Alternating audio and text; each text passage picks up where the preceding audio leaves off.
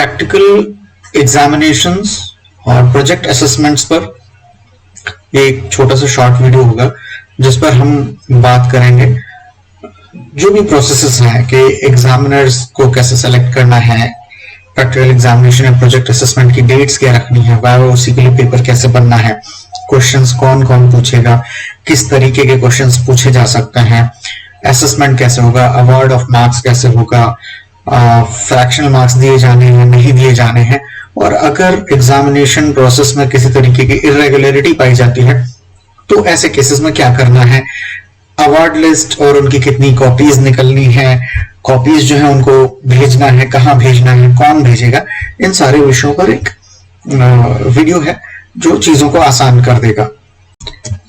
System procedure for conducting practical examination project assessments. CBSE स्कूलों में, CBSE विद्यालयों में प्रैक्टिकल एग्जामिनेशन और प्रोजेक्ट असेसमेंट करने के लिए सिस्टम और प्रोसीजर। सबसे पहले तो क्या होता है कि रीजनल ऑफिस आपको प्रैक्टिकल एग्जामिनर्स की, एक्सटर्नल एग्जामिनर्स की एक लिस्ट भेज देता है, या जो प्रोजेक्ट एग्जामिनर्स आने होते हैं बाहर से उनकी एक लिस्ट भेज देता है।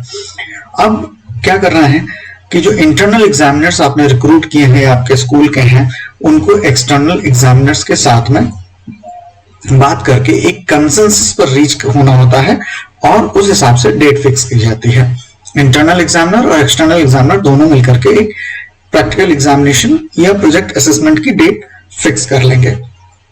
फिर प्रोजेक्ट असेसमेंट या प्रैक्टिकल एग्जामिनेशन उस डेट में किए जाएंगे।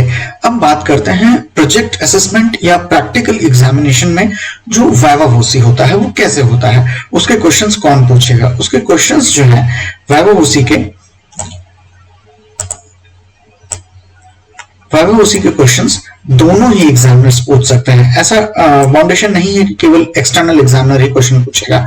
एक्सटर्नल एग्जामिनर भी क्वेश्चन पूछ सकता है, पूछता ही है, और इंटरनल एग्जामिनर भी क्वेश्चन पूछ सकता है। बस ध्यान देने की ये बात है कि जो भी क्वेश्चन पूछे जाए वो रिलेट करने चाहिए उस प्रोजेक्ट से जो प्रोजेक्ट किसी पर्टिकुलर एग्जामिनर ने तैयार किया है, या जो प्रैक्टिकल एग्जामिनेशन इन हैंड है एग्जामिनर के पास में, जो प्रैक्टिकल एग्जामिनेशन दे रहा है रिलेटेड होने चाहिए, बाहर के नहीं होने चाहिए। यस, डेफिनेटली अगर मोर जनरल नेचर के क्वेश्चंस हैं, कोई स्पेसिफिक क्वेश्चंस नहीं है, तो उनको भी पूछा जा सकता है। अब अगर मार्क्स देने की बात करी जाए प्रोजेक्ट्स में, तो कैसे प्रोजेक्ट्स को ज्यादा मार्क्स मिलने चाहिए और कैसे प्रोजेक्ट्स को मीडियोकर मार्क्स मिलने चाहिए।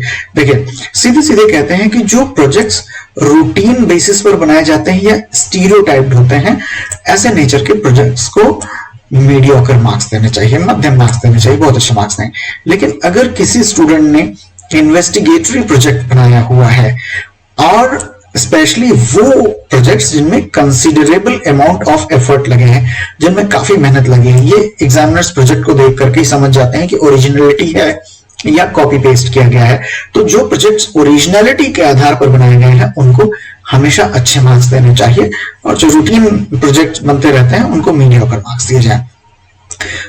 In the assessment and award of marks follow strictly the marking scheme which is given in the list of practicals or experiments provided to the examiners schools at the time of examination।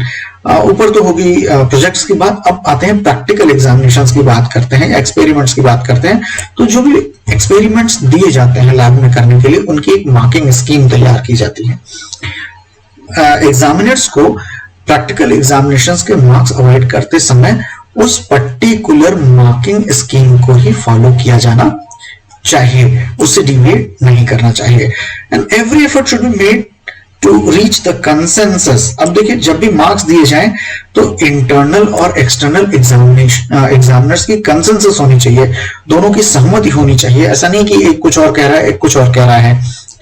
अब मान लीजिए कि फिर भी दोनों examiners के बीच में consensus पर नहीं अराइव हो रहे हैं, और दोनों के द्वारा जो मार्क्स दिए जाने की बात हो रही है उनमें 1 या 2 मार्क्स का डिफरेंस क्रिएट हो रहा है, तो ऐसी स्थिति में क्या करना है, दोनों में से किसी को परसिस्ट नहीं करना चाहिए, किसी को जिद नहीं करनी चाहिए। क्या करना चाहिए, वहां पर एवरेज निकाल लेना चाहिए। क्या करना चाहिए, दोनों के द्वारा दिए गए मार्क्स के बीच का एवरेज निकाल लेना चाहिए।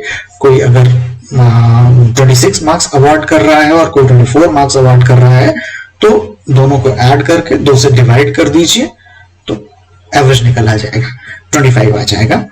और इस रूल से बिल्कुल भी डिविएशन नहीं करना है, इस रूल को फॉलो करना है कंसेंसस के बेस पर, और कंसेंसस नहीं बन रहा है तो मार्क्स का एवरेज निकाल लिया जाए। Marks awarded for laboratory records, viva, project and practical must be separately shown on the answer book. आपको पता ही है कि इस बार जो आंसर बुक दी गई है उसका कवर पेज अलग तरीके से बनाया गया है, तो उस पर लैबोरेटरी रिकॉर्ड, वाइवा, प्रोजेक्ट और प्रैक्टिकल के जो मार्क्स है उनको अलग अलग दिखाया जाना है, और उसके बाद उन सबका टोटल करके भी लिखा जाना है, so that no complication arises later on, ताकि बाद में किसी भी तरीके की विसंगति या कॉम्प्लिकेशन से बचा जा सके। Very importantly, no fractional marks should be uploaded, किसी भी तरीके के फ्रैक्शनल मार्क्स को अपलोड नहीं किया जाना चाहिए, यानी कि जो पॉइंट में मार्क्स दे देते हैं वो नहीं दिए जाने हैं। अगर दिए भी जा रहे हैं और वो दूसरे पॉइंट के फ्रैक्शनल मार्क्स से जुड़ करके वो एक प्रॉपर नंबर में आ जाते हैं, होल नंबर में आ जाते हैं, तो अच्छी बात है। लेकिन टोटल होने के बावजूद अगर मार्क्स में फ्रैक्शनल आ रहा है, डेसिमल पॉइंट आ रहा है, तो उसको राउंड ऑफ कर दिया जाना है। इफ इट इज 25.5, इसको 26 कर दिया जाना है। 25.5 को अवार्ड लिस्ट में अपलोड नहीं किया जाना है।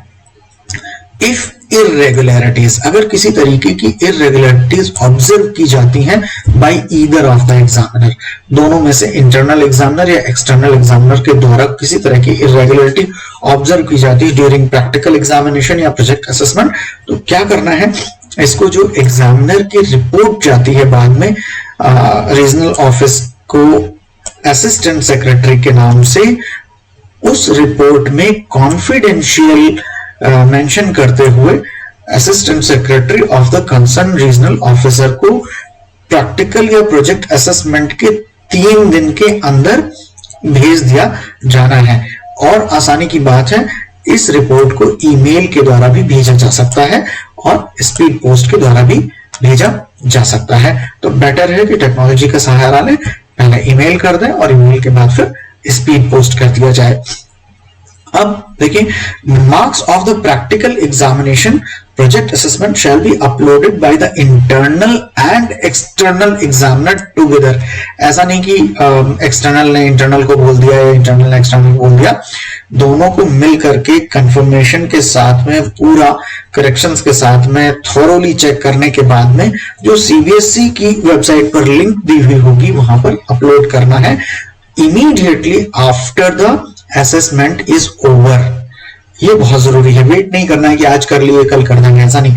एग्जामिनेशन ओवर हुआ तत्काल, जहां पर फैसिलिटी दी हुई है आपके लैबोरेटरी में है, ऑफिस में है, जहां पर भी इंटरनेट फैसिलिटी है वहां चाहिए, लॉगिन कीजिए और तत्काल मार्क्स को अपलोड कर दीजिए।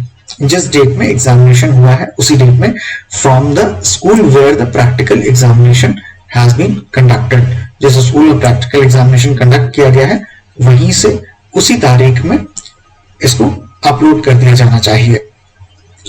After uploading practical project marks online, अब क्या करना है, ऑनलाइन जब कर देते हैं अपलोड, उसकी फिर 2 हार्ड कॉपीज अवार्ड लिस्ट की प्रिंट कर लेनी है, और इन दोनों हार्ड कॉपीज को दोनों जो प्रैक्टिकल एग्जामिनर्स हैं, यानी एक्सटर्नल एग्जामिनर और इंटरनल एग्जामिनर, उन दोनों के द्वारा इसको साइन किया जाना है। इंटरनल और एक्सटर्नल दोनों उनको साइन करेंगे। अवार्ड लिस्ट के अपलोड हो जाने के बाद किसी भी तरीके का करेक्शन हार्ड कॉपी पर नहीं किया जाना है, ना ही वो एक्सेप्ट किया जाएगा। हार्ड कॉपी की हार्ड प्रिंट आउट की एक कॉपी डीली सील करके एक्सटर्नल एग्जामिनर द्वारा स्कूल के प्रिंसिपल या हेड को हैंड ओवर कर दी जाएगी। यानी जिस स्कूल के बच्चों का प्रैक्टिकल एग्जामिनेशन या प्रोजेक्ट असेसमेंट हुआ है, उस स्कूल के हेड को या प्रिंसिपल को अवार्ड लिस्ट की एक कॉपी ड्यूली सील करके हैंड ओवर कर दी जाएगी। अब सेकेंड कॉपी जो होगी, दूसरी कॉपी जो होगी, वो भी पूरी तरीके से सील कर दी जाएगी duly sealed and it will be sent to the concerned regional officer. ये concerned regional office को भेज दी जाएगी किसके द्वारा? by the external examiner along with the answer books. जो आंसर बुक्स है जिन पर बच्चों ने अपना प्रैक्टिकल का आंसर्स लिखा हुआ है उसके साथ में दूसरी कॉपी को प्रॉपर्ली सील करके एक्सटर्नल एग्जामिनर द्वारा रीजनल ऑफिस को भेज दिया जाना है और इसको भी सेम डे भेज दिया जाना चाहिए। नाउ अब पॉइंट नंबर 11 और 12 में थोड़ा सा कंफ्यूजन है बट वो क्लियर हो जाएगा। स्कूल को क्या करना है? School shall also immediately send the hard copy of the award list. ठीक है, जिसको कि एक्सटर्नल एग्जामिनर से स्कूल के प्रिंसिपल ने रिसीव किया है उसको कहां भेजना है? रीजनल ऑफिस को भेजना है। और यहां भी कहते हैं and the answer books to the concern regional office. अब इन्हीं आंसर बुक्स को अगर एक्सटर्नल एग्जामिनर भेज चुका है तो दूसरी तो मिलने वाली नहीं है। अब मसला ये है कि इन आंसर बुक्स को चाहे प्रिंसिपल अपनी तरफ से भिजवा दे या एक्सटर्नल एग्जामिनर अपनी तरफ से भिजवा दे, एक ही बात है। लेकिन ध्यान देने की बात है कि दोनों ही कॉपीज अवार्ड लिस्ट की, यानी जो एक्सटर्नल एग्जामिनर के पास है और जो प्रिंसिपल के पास है, दोनों को भेजा जाना है रीजनल ऑफिस और कॉपीज भी रीजनल ऑफिस भेजी जानी है। The answer books as received from external examiner be sent by ensured or registered parcel. Registered parcel से भेजा जाए by the principal of the school. In case of local school, अगर local school है जहां regional office situated है उसी शहर में है तो आंसर बुक्स को पर्सनली डिलीवर किया जा सकता है बोर्ड के ऑफिस में। अब एक चीज और ध्यान देने की बात है, आंसर बुक्स को डिस्पैच करने से पहले अगर उनको सीरियली अरेंज कर दिया जाए तो ज्यादा अच्छा होगा। That will be preferable, that will be better. Award list be sent separately by ensured or registered post in a double sealed cover. Double sealed cover के अंदर अवार्ड लिस्ट को भेजा जाना है रीजनल ऑफिस और इनको आंसर शीट्स के साथ, आंसर बुक्स के साथ में मिक्स नहीं किया जाना है। ये ध्यान देने की बात है। ऐसा नहीं कि आंसर बुक्स के बीच में रख करके भेज दिया जाए, अलग से भेजना है। Board will be sending practical answer books in all practical project based subjects. Board भेजता ही ये कॉपीज, उन्हीं कॉपीज में प्रैक्टिकल के आंसर लिखना होता है। और अगर किसी तरीके की शॉर्टेज पड़ रही होती है इन आंसर बुक्स को तो सीधे सीधे रीजनल ऑफिस को अपनी रिक्वायरमेंट पहुंचा देनी होती है। तो करना क्या है, जैसे ही आंसर बुक्स रिसीव होती हैं उनको काउंट कर लीजिए, कैलकुलेट कर लीजिए कि आपको कितने आंसर बुक्स लगनी है और अगर पर्याप्त है तो अच्छी बात है, कम पड़ रही है तो तत्काल अपने रीजनल ऑफिस को सूचित कर दीजिए ताकि उनको वापस से कमी को पूरा किया जा सके, भेजा जा सके। अब बात आती है अगर plain table, papers, drawing sheets, craft sheets या इस तरीके की और एडिशनल मटेरियल सीबीएसई का रीजनल ऑफिस नहीं भेज पाया है और उसकी जरूरत लगती है तो स्कूल को अपने लेवल पर अरेंज कर लेना चाहिए। Candidates found guilty of communicating or attempting to communicate with examiners with the objective of influencing them. अगर कोई भी कैंडिडेट किसी भी प्रैक्टिकल एग्जामिनर, चाहे वो इंटरनल हो एक्सटर्नल हो, उनसे इस तरीके से कम्युनिकेट कर रहे हैं, करने की कोशिश कर रहे हैं कि उनको इन्फ्लुएंस कर सकें ज्यादा मार्क्स पाने के लिए, तो इसको अटेम्प्ट ऑफ अनफेयर मीन्स में काउंट किया जाएगा। अटेम्प्ट ऑफ अनफेयर मीन्स में काउंट किया जाएगा और एग्जामिनर्स को इसकी एक प्रॉपर रिपोर्ट बना करके भेजनी होती है रीजनल ऑफिस।